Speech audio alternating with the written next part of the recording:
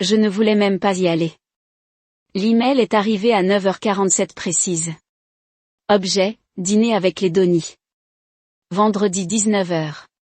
Une invitation formelle des RH avec un petit emoji souriant ajouté comme ça l'a rendu personnel. Après 22 ans passés à construire CoreLogic Dynamics, d'une petite start-up technologique dans un entrepôt loué à une société d'analyse de 120 millions de dollars avec des clients mondiaux, j'ai été convoqué non pas à une réunion du conseil d'administration, ni à un appel d'investisseurs, mais à un dîner avec le PDG et sa famille. Je m'appelle Mia et j'ai été la première personne embauchée chez CoreLogic. Je ne faisais pas seulement partie de l'entreprise, j'étais l'entreprise. Quand j'ai commencé, nous avions 3 clients et une imprimante qui se retrouvaient bloqués, si on y regardait mal. J'ai construit nos systèmes clients, géré les contrats des fournisseurs, géré les finances jusqu'à ce que nous puissions nous permettre un directeur financier et proposer des accords qui ont permis de garder les lumières allumées. Le fondateur, Doug Donnelly, m'appelait le moteur silencieux.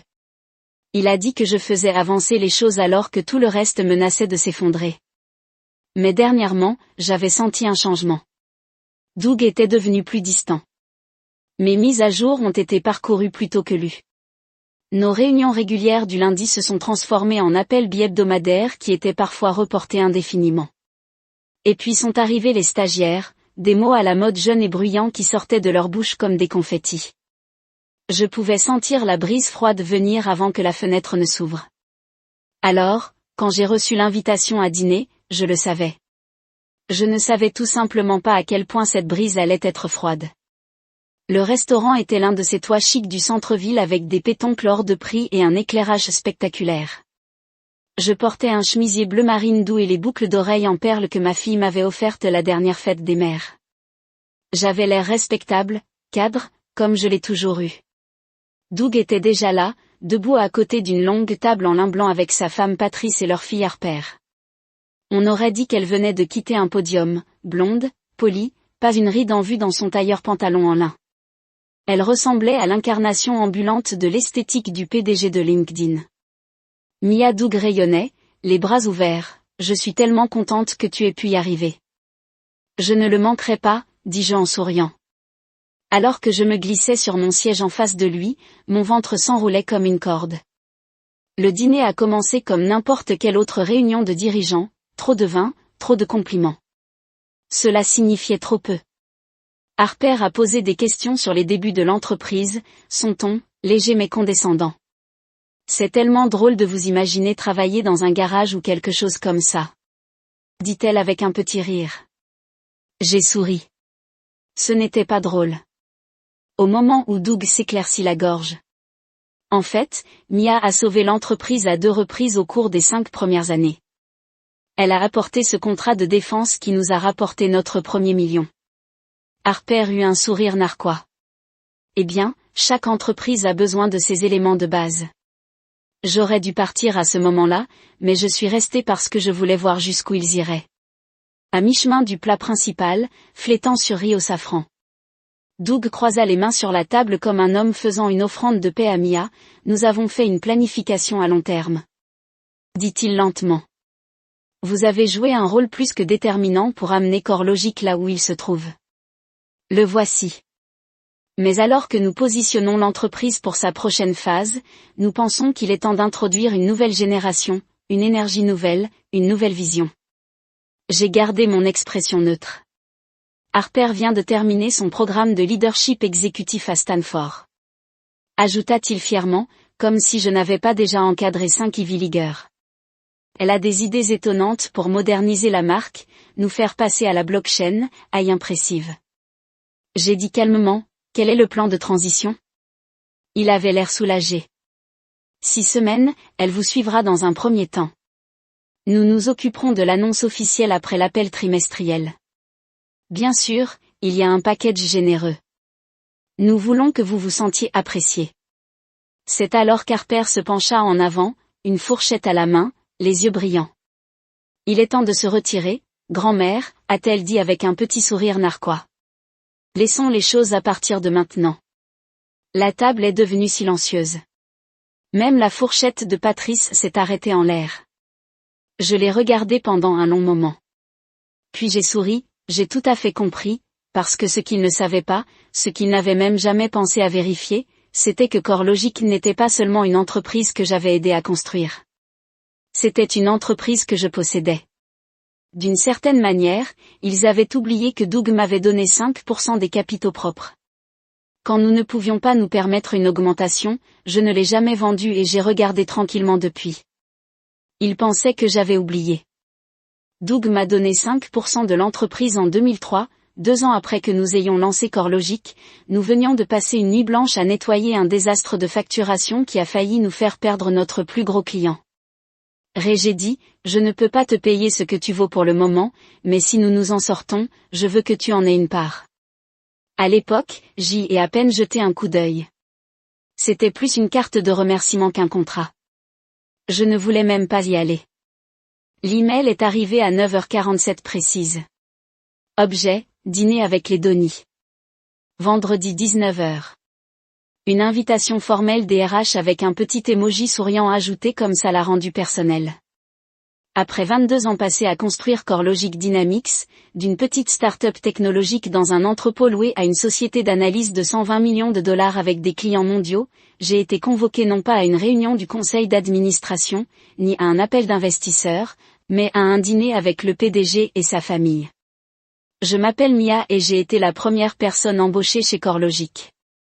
Je ne faisais pas seulement partie de l'entreprise, j'étais l'entreprise.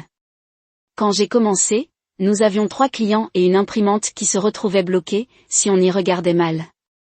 J'ai construit nos systèmes clients, géré les contrats des fournisseurs, géré les finances jusqu'à ce que nous puissions nous permettre un directeur financier et proposer des accords qui ont permis de garder les lumières allumées. Le fondateur, Doug Donnelly, m'appelait le moteur silencieux. Il a dit que je faisais avancer les choses alors que tout le reste menaçait de s'effondrer. Mais dernièrement, j'avais senti un changement. Doug était devenu plus distant. Mes mises à jour ont été parcourues plutôt que lues. Nos réunions régulières du lundi se sont transformées en appels bi-hebdomadaires qui étaient parfois reportés indéfiniment. Et puis sont arrivés les stagiaires, des mots à la mode jeunes et bruyants qui sortaient de leur bouche comme des confettis. Je pouvais sentir la brise froide venir avant que la fenêtre ne s'ouvre. Alors, quand j'ai reçu l'invitation à dîner, je le savais. Je ne savais tout simplement pas à quel point cette brise allait être froide. Le restaurant était l'un de ces toits chics du centre-ville avec des pétoncles hors de prix et un éclairage spectaculaire. Je portais un chemisier bleu marine doux et les boucles d'oreilles en perles que ma fille m'avait offertes la dernière fête des mères. J'avais l'air respectable, cadre, comme je l'ai toujours eu. Doug était déjà là, debout à côté d'une longue table en lin blanc avec sa femme Patrice et leur fille Harper. On aurait dit qu'elle venait de quitter un podium, blonde, polie, pas une ride en vue dans son tailleur pantalon en lin. Elle ressemblait à l'incarnation ambulante de l'esthétique du PDG de LinkedIn. Mia. Doug rayonnait, les bras ouverts, je suis tellement contente que tu aies pu y arriver. Je ne le manquerai pas, dis-je en souriant.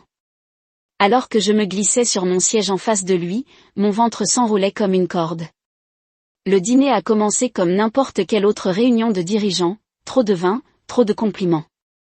Cela signifiait trop peu. Harper a posé des questions sur les débuts de l'entreprise, son ton, léger mais condescendant. C'est tellement drôle de vous imaginer travailler dans un garage ou quelque chose comme ça. Dit-elle avec un petit rire. J'ai souri. Ce n'était pas drôle. Au moment où Doug s'éclaircit la gorge. En fait, Mia a sauvé l'entreprise à 2 reprises au cours des 5 premières années. Elle a apporté ce contrat de défense qui nous a rapporté notre premier million. Harper eut un sourire narquois. Eh bien, chaque entreprise a besoin de ces éléments de base. J'aurais dû partir à ce moment-là, mais je suis restée parce que je voulais voir jusqu'où ils iraient. À mi-chemin du plat principal, flétant sur riz au safran. Doug croisa les mains sur la table comme un homme faisant une offrande de paix à Mia, nous avons fait une planification à long terme. Dit-il lentement. Vous avez joué un rôle plus que déterminant pour amener CoreLogic là où il se trouve. Le voici. Mais alors que nous positionnons l'entreprise pour sa prochaine phase, nous pensons qu'il est temps d'introduire une nouvelle génération, une énergie nouvelle, une nouvelle vision. J'ai gardé mon expression neutre. Harper vient de terminer son programme de leadership exécutif à Stanford. ajouta-t-il fièrement, comme si je n'avais pas déjà encadré 5 Ivy Leaguers. Elle a des idées étonnantes pour moderniser la marque, nous faire passer à la blockchain, AI impressive. J'ai dit calmement, quel est le plan de transition? Il avait l'air soulagé. 6 semaines, elle vous suivra dans un premier temps. Nous nous occuperons de l'annonce officielle après l'appel trimestriel. Bien sûr, il y a un package généreux. Nous voulons que vous vous sentiez apprécié. C'est alors qu'Harper se pencha en avant, une fourchette à la main, les yeux brillants. Il est temps de se retirer, grand-mère, a-t-elle dit avec un petit sourire narquois. Laissons les choses à partir de maintenant. La table est devenue silencieuse. Même la fourchette de Patrice s'est arrêtée en l'air. Je l'ai regardé pendant un long moment. Puis j'ai souri, j'ai tout à fait compris, parce que ce qu'il ne savait pas, ce qu'il n'avait même jamais pensé à vérifier, c'était que CoreLogic n'était pas seulement une entreprise que j'avais aidé à construire. C'était une entreprise que je possédais.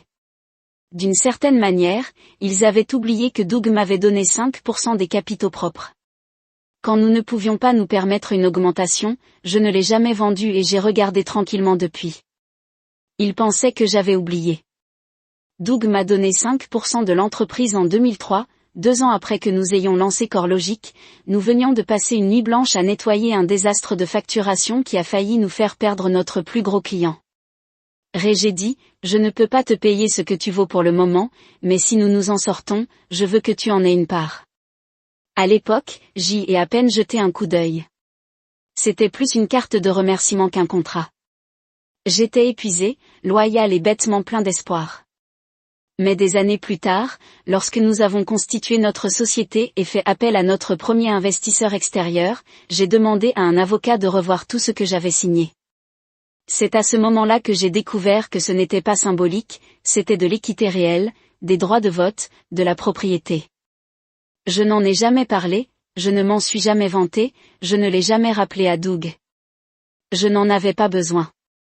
Je faisais partie du tissu de l'entreprise, du moins c'est ce que je croyais. Mais au fil du temps, la logique fondamentale a changé, tout comme Doug. Il a arrêté de demander des commentaires et a commencé à courir après les mots à la mode. Les consultants allaient et venaient, mais ceux qui souriaient au profil LinkedIn de Harper restaient plus longtemps. Soudain, la valeur ne se mesurait plus en termes de fidélité ou de résultats, mais plutôt en termes d'optique, et je n'avais plus l'air de la pièce. Le lundi suivant, je suis entré au travail comme si de rien n'était, j'ai souri à la réception, j'ai pris mon café noir habituel dans la machine qui sifflait toujours comme un train à vapeur, je me suis connecté à ma messagerie électronique. Mon accès était intact. Pour l'instant, aucune annonce officielle, juste le silence. Louis, notre ingénieur de données, s'est arrêté à mon bureau avec ce regard prudent qu'il a quand quelque chose ne va pas.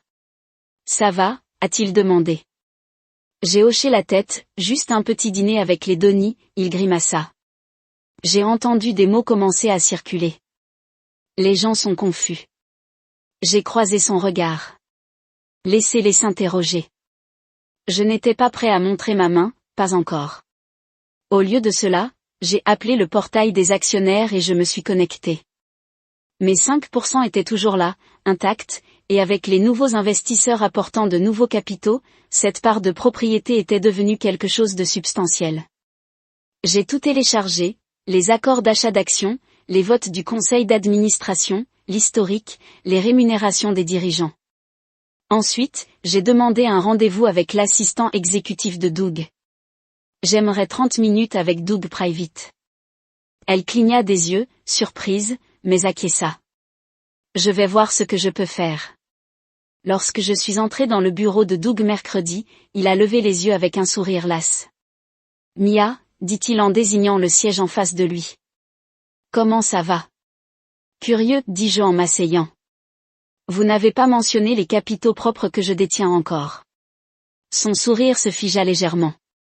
Je pensais que tu avais déjà encaissé. Je ne l'ai pas fait. J'ai déposé la convention d'actionnaire imprimée sur son bureau. Et, à moins que quelque chose ne m'échappe, j'ai toujours le droit de vote. Doug croisa les mains. Mia, ça n'a pas besoin d'être compliqué. Nous t'offrons une sortie généreuse. Je ne pars pas encore, dis-je calmement. Je soutiendrai la transition. Je le ferai avec grâce. Mais si Harper envisage de restructurer l'entreprise, si elle a l'intention de recruter sa propre équipe ou de vendre des actifs, j'ai mon mot à dire. Il fronça les sourcils. Vous vous accrochez à quelque chose par sentimentalité? Non, ai-je dit, je m'accroche à ce que j'ai construit. Je suis parti avant qu'il puisse répondre. Laissez-le mijoter dedans. Ce soir-là, j'ai sorti un classeur poussiéreux dans mon bureau à domicile. À l'intérieur, il y avait tout depuis les débuts, des croquis de l'architecture originale, des notes de présentation de clients, les toutes premières maquettes d'interface utilisateur dessinées sur des serviettes en papier. Et puis j'ai découvert quelque chose que je n'avais pas vu depuis des années, un NDA signé par Doug en 2005, reconnaissant que plusieurs outils propriétaires que j'avais construits pour l'entreprise provenaient de mes précédents travaux de conseil. Le genre de détail que la plupart des gens oublient, mais moi, je n'oublie pas. Le lendemain, j'ai rencontré Mélissa, une vieille amie et maintenant avocate en propriété intellectuelle de premier plan. Nous avons pris un café dans un restaurant tranquille, à 2 pâtés de maison du siège de CoreLogic. J'ai tout exposé. Puis-je protéger cela, ai-je demandé. Elle sourit en feuilletant les pages. Mia, tu possèdes ça, au moins une partie. Et avec tes capitaux propres, tu as un effet de levier. Il ne s'attendait pas à ce que j'exhale le poids de 2 décennies assis lourdement sur ma poitrine. Il pense que je suis un tremplin. Alors montrons-leur. Elle a dit que les pierres peuvent fissurer les fondations. À la fin de la semaine, les rumeurs avaient commencé. Pourquoi Mia est-elle toujours là? Pourquoi est-elle si calme? Pourquoi Harper n'a-t-il pas encore pris le relais? J'ai souri en les croisant dans le couloir. Il m'avait invité à dîner pour écrire ma fin, mais il ne savait pas que j'écrivais le chapitre suivant. Lundi, Harper avait emménagé dans mon bureau. Pas officiellement, bien sûr, mais elle planait, arrivant tôt, entrant avec un café et un sourire forcé comme si nous étions les meilleurs amis. Son ton était édulcoré, ses questions chargées. Elle a posé des questions sur les relations avec les fournisseurs et les systèmes back-end. Mais je pouvais le voir dans ses yeux. Elle n'était pas là pour apprendre, elle était là pour remplacer. Approuvez-vous toujours les demandes de budget manuellement, demanda-t-elle en feuilletant un rapport qu'elle comprenait à peine. Toujours, j'ai répondu, il détecte les erreurs. Ce n'est pas le cas de l'automatisation. Mais si on utilisait des outils prédictifs? Les outils prédictifs ne valent que par les données qui les sous-tendent. Nous avons encore des clients existants qui utilisent des systèmes vieux de 10 ans, entrée et sortie des déchets. Elle cligna des yeux, visiblement peu familière avec le concept, puis sourit à nouveau, tu es un peu vieille école. Hein, c'était là. J'ai juste souri en retour. La vieille école a empêché cette entreprise de s'effondrer au cours de 3 récessions distinctes. Mais n'hésitez pas à apprendre à vos dépens. Elle n'aimait pas ça. Mercredi, elle avait organisé sa première réunion stratégique sans moi, elle a envoyé des invitations à l'équipe de direction excluant un seul nom, le mien, Louis, m'a transmis l'invitation. Quoi qu'il en soit, j'ai pensé que tu aimerais voir ça. Le sujet, Vision 2.0, l'avenir de CoreLogic commence maintenant mignon. J'ai cliqué pour ouvrir l'agenda et j'ai immédiatement vu ce qu'elle faisait, nouvelle image de marque, initiative, recrutement gratuit et opération, externalisation potentielle des services back-end. J'ai éclaté de rire. Externalisation back-end. La moitié de la valeur de notre client était le support back-end. Les clients ne viennent pas vers nous pour des tableaux de bord brillants. Ils sont venus parce que nous savions comment faire fonctionner leur système alors que tous les autres abandonnaient. Elle ne connaissait pas l'entreprise. Elle connaissait l'entreprise. La version dont son père parlait lors d'un brunch dominical. Le même après-midi, Doug est passé à mon bureau, ce qu'il n'avait pas fait depuis des années. Mia, a-t-il déclaré, prenant cette voix politique, je veux m'assurer que la transition se déroule en douceur. Harper bénéficie déjà d'une grande visibilité. La visibilité n'est pas la connaissance, dis-je catégoriquement. Il fit une pause. Tu as toujours été l'âme de cet endroit. Tu m'as invité à dîner pour en sortir l'âme. Doug tressaillit légèrement. Ce n'est pas ce que c'est. Alors. Qu'est-ce qu'il y a, Doug? Parce que j'ai construit les systèmes. J'ai gardé les investisseurs calmes. J'ai tenu votre entreprise ensemble pendant que vous preniez des congés sabbatiques à Napa. Silence. Je connais la dilution série C. J'ai ajouté. Vous préparez l'entreprise à l'acquisition. Ses yeux s'écarquillèrent. Comment je suis ici depuis assez longtemps pour savoir comment les vents changent. Il ne le nia pas, se contentant de regarder le sol. Nous avons dû faire des choix difficiles. Le conseil d'administration voulait un nouveau visage, une nouvelle histoire, une histoire dont vous pensiez que je ne m'incluais pas. Il hésita. Nous vous proposons un forfait. Je ne suis pas intéressé par votre colis. J'ai dit. Je m'intéresse à ce qu'on me doit. Je m'éloignai avant qu'il puisse répondre. De retour à mon bureau, j'ai envoyé un email à Mélissa. Je voulais que les brevets provisoires soient déposés d'ici la fin de la semaine. Pas seulement l'ancienne architecture mais aussi les améliorations que j'avais développées au fil des années. Je ne sabotais pas l'entreprise, mais je traçais une ligne, tout ce qui portait mes empreintes digitales allait être légalement protégé. Jeudi matin, j'ai trouvé Harper au tableau blanc, décrivant son nouveau modèle de fidélisation des clients. Il est tiré presque mot pour mot d'un document stratégique que j'avais rédigé il y a 6 ans. Elle a dû fouiller dans les archives. Quand elle m'a vu regarder, elle a souri. Je suis juste en train de moderniser, a-t-elle déclaré. Votre travail a été une excellente base. Pas de problème, dis-je en me rapprochant. Assurez-vous simplement de citer vos sources. Le plagiat n'a pas fière allure dans les rapports trimestriels. Son sourire vacilla. Vendredi, l'équipe informatique chuchotait, Vanessa, mon responsable des opérations m'a coincé dans la salle de repos. Ils sont nerveux, dit-elle doucement.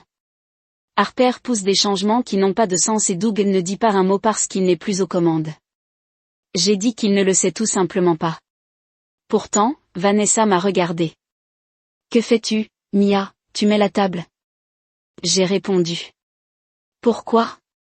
Pour la tempête? J'ai dit. Mais ça va, je prévois ce soir-là, je me suis assis sur mon porche avec un verre de vin rouge et mon ordinateur portable ouvert. Les emails étaient déjà rédigés, un aux 3 autres membres du conseil d'administration leur rappelant mes capitaux propres et la clause d'actionnaire originale qui exigeait le consentement unanime pour les refontes structurelles. Un à Technova Systems, une société que nous avions presque acquise l'année dernière, en pleine croissance, je voulais un rendez-vous. Je ne veux pas guère, je voulais être reconnu, mais s'il continuait à me pousser, il découvrirait quel âge je pouvais avoir à l'école. L'annonce officielle est tombée un mardi matin, réunion de tout le personnel, présence obligatoire. Harper devant l'auditorium avec un micro sans fil, faisant les 100 pas comme un haut-parleur TED, tandis qu'un diaporama jouait derrière elle rempli de photos d'archives et de slogans vagues, vision, vitesse, victoire. Doug la présenta avec un sourire chaleureux, la qualifiant de bouffée d'air frais. Harper rayonna et le remercia comme si elle venait de gagner un concours de beauté. Puis elle s'est tournée vers le personnel et lui a dit, il est temps d'ouvrir un nouveau chapitre. Elle a lancé une logique de base plus jeune, plus simple et plus innovante. Et là, ce n'était même pas subtil. Je m'assis au 2e rang, les bras croisés, observant les visages autour de moi. La plupart des gens essayaient de cacher leur inconfort. Vanessa avait l'air abasourdie. Louis ne voulait même pas croiser mon regard. Puis Harper a fait un geste vers le projecteur et une diapositive est apparue avec les mots « Plan de rationalisation organisationnelle, première phase ». C'est à ce moment-là que ma mâchoire s'est serrée, car cette diapositive détaillait un plan de restructuration, coupe dans les opérations back-end, fonctions informatiques externalisées, fusion de départements, pire encore, transition de la gestion existante, c'est-à-dire moi. Ils n'ont même pas dit mon nom. Après la réunion, Harper m'a approché seul dans le couloir, confiant. « J'espère que vous serez aimable à ce sujet. » dit-elle à voix basse. C'est ce que les gens attendent des anciens combattants. J'ai incliné la tête. Vous voulez dire des femmes qui ont survécu à 3 PDG et construit les systèmes qui maintiennent cet endroit debout? Elle n'a pas répondu, elle a juste souri comme si j'étais difficile. Cet après-midi-là, les RH ont envoyé un dossier de séparation officiel, un chèque avec beaucoup de zéros, une NDA et une clause stipulant que je devais aider à un transfert complet de connaissances. Et c'est à ce moment-là qu'ils sont allés trop loin. Je suis entré dans le bureau de Doug, paquet à la main. Il s'y préparait déjà. Mia, il a commencé, vous avez laissé votre fille se tenir là et prétendre que c'était son idée. J'ai dit. Tu l'as laissé me traiter d'obsolète devant tout le monde et maintenant tu veux que je lui remette mon travail comme un vieux chien fidèle? Ce n'est pas comme ça. C'est exactement comme ça. J'ai dit, et laissez-moi être clair, je ne signe rien, pas aujourd'hui, pas jamais, a-t-il expiré. Alors vous nous forcez à mettre fin. Vous oubliez quelque chose que j'ai dit en fouillant dans mon sac, j'ai toujours mon siège d'actionnaire. Vous essayez de me forcer à partir sans l'approbation du conseil d'administration. Vous violerez l'accord initial. Doug est devenu pâle. Vous pensez que les idées de Harper sont brillantes et nouvelles, mais elles sont dangereuses. Réduire le back-end réduira votre infrastructure et ce modèle d'automatisation prédictive dont elle ne cesse de parler. Cela n'est même pas conforme au contrat de nos clients. Vous le savez. Il se pencha en arrière, silencieux. Je n'essaie pas de couler le navire, ai-je ajouté, mais je ne vous laisserai pas me couler avec. Ce soir-là, j'ai rencontré Vanessa et Louise dans un restaurant tranquille de l'autre côté de la ville. J'ai glissé les 2 enveloppes manilles. Qu'est-ce que c'est? Vanessa a demandé, preuve. J'ai dit que ce que nous avons construit n'est pas que des lignes de code, c'est de la propriété intellectuelle, documentée, horodatée et traçable. Vous allez les poursuivre en justice? Louis a demandé, non, à moins qu'il ne m'y oblige. J'ai dit, mais je veux que vous soyez tous les deux protégés. Harper prévoit déjà une 2e série de réductions. Vanessa hocha lentement la tête. Elle a demandé à l'équipe de relations publiques de travailler sur le communiqué de presse. Ils font le ménage avant l'acquisition. J'ai dit. CoreLogic est emballé, rationalisé et transformé en un objet brillant. Louis leva les yeux, tu vas l'arrêter? Non, j'ai dit que je vais le façonner au cours des 3 prochains jours. J'ai travaillé comme un fantôme, silencieux, sans prétention mais précis. J'ai de nouveau rencontré Melissa et déposé une lettre de cessation concernant la réutilisation de modules propriétaires dans les nouveaux systèmes de Harper. J'ai envoyé une lettre au conseil d'administration pour l'informer formellement que j'avais l'intention de voter contre la restructuration à moins qu'un audit par un tiers neutre ne soit effectué. Et j'ai rencontré le PDG de Technova pendant le déjeuner. Juste une conversation. Mais quand j'ai mentionné le changement de direction de CoreLogic, ses sourcils se sont levés. Il se positionne pour une vente, dis-je. Il hocha lentement la tête. Cela expliquerait le talent qui s'adresse à nous. J'ai souri, si cela vous intéresse, je peux vous dire quel système vous souhaitez protéger et qui les comprend réellement. Vendredi, la pression avait atteint Harper. Sa voix avait un nouveau côté. Lors des réunions, ses sourires étaient plus serrés. La confiance s'effritait parce que les gens qu'elle pensait pouvoir diriger commençaient à me regarder et tout ce que je faisais c'était sourire parce que la tempête qu'elle essayait de déclencher, j'avais déjà construit les digues.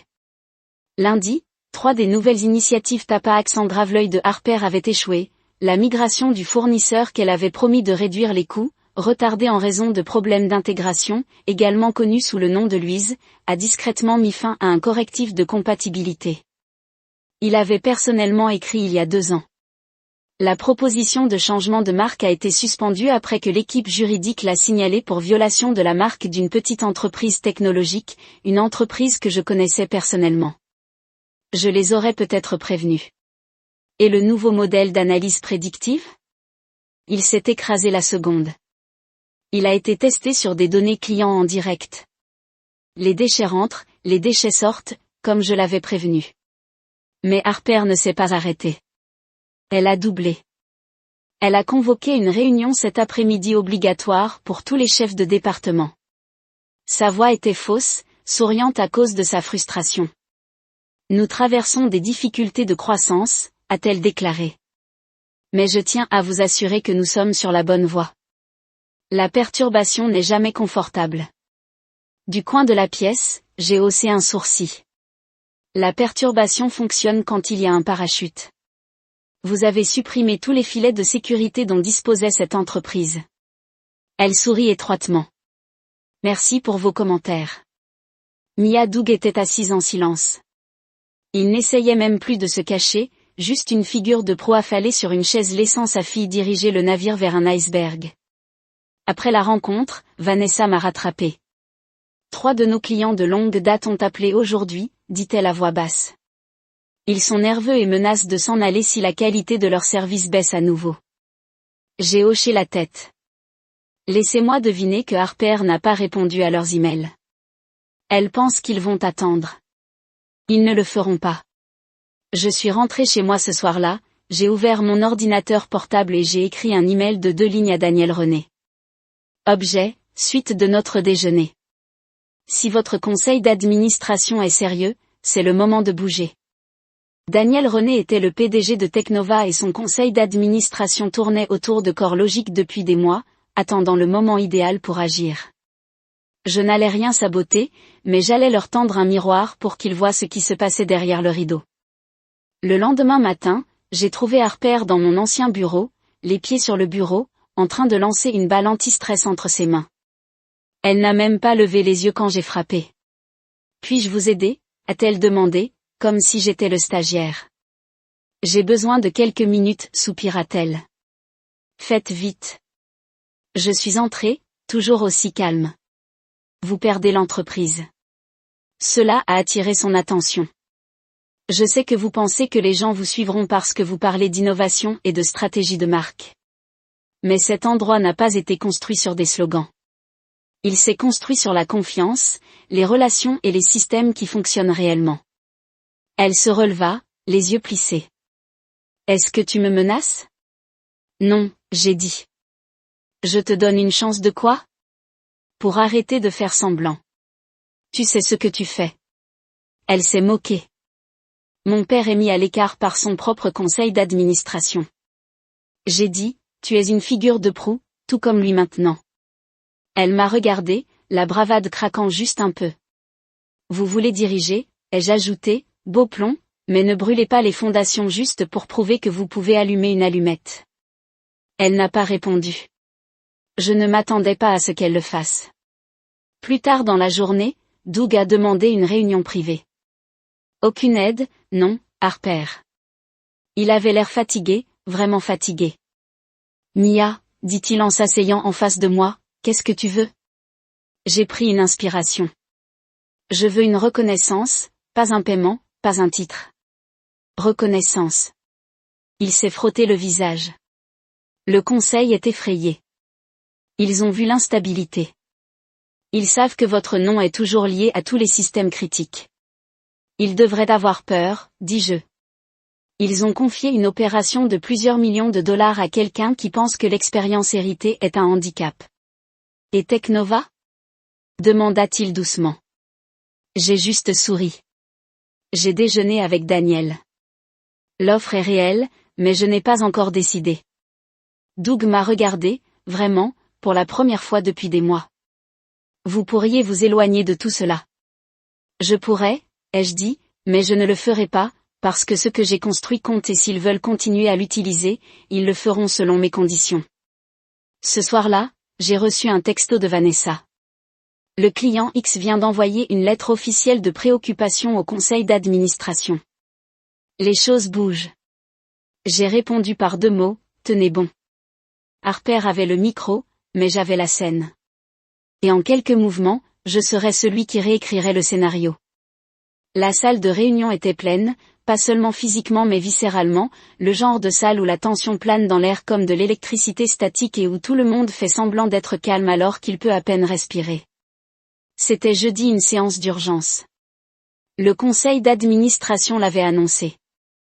Le PDG, l'équipe de direction par intérim, les chefs de service et moi-même.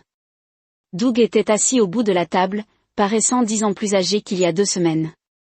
Harper était assise à côté de lui, feuilletant nerveusement un cahier en cuir dans lequel elle n'avait pas écrit un seul mot utile. Et en face de moi, l'homme avec qui j'avais parlé au déjeuner quelques jours plus tôt, Daniel René, PDG de Teknova, arborait désormais l'expression polie et détachée de quelqu'un évaluant les organes d'une entreprise avant de décider s'il devait transplanter ou s'en aller. Avant de commencer, a déclaré Céleste, Présidente du conseil d'administration, nous devons nous attaquer à l'éléphant dans la pièce. Elle a fait un signe de tête vers moi. Mia a porté à notre attention plusieurs éléments, contractuels, techniques et opérationnels, qui n'ont pas été divulgués lors de nos évaluations internes de la phase de transition de CoreLogic. Quelques têtes se tournèrent. Le visage de Doug était de pierre. Harper m'a regardé comme si elle avait enfin compris qu'elle s'était lancée dans quelque chose de bien plus grand qu'elle. Céleste poursuit, conformément à notre pacte d'actionnaire initial, toute tentative de restructuration de la fonction exécutive nécessite l'approbation unanime du conseil d'administration si elle affecte les parties prenantes détenant plus de 3% des parts. Elle s'est tournée vers moi. Mia, voudrais-tu parler? Je me levai, pas pressée, pas émue, juste ancrée. Je ne suis pas là pour semer le chaos, ai-je commencé. Je n'ai jamais voulu cela. Je suis ici parce que pendant plus de 2 décennies, j'ai donné tout ce que j'avais à cette entreprise, à un moment donné, les gens ont commencé à considérer cela comme une faiblesse, comme un objet remplaçable. La mâchoire de Harper s'est serrée. Je ne l'ai pas regardé. Je ne veux pas de couronne, je n'ai pas besoin de titre, mais je veux que mon travail soit respecté.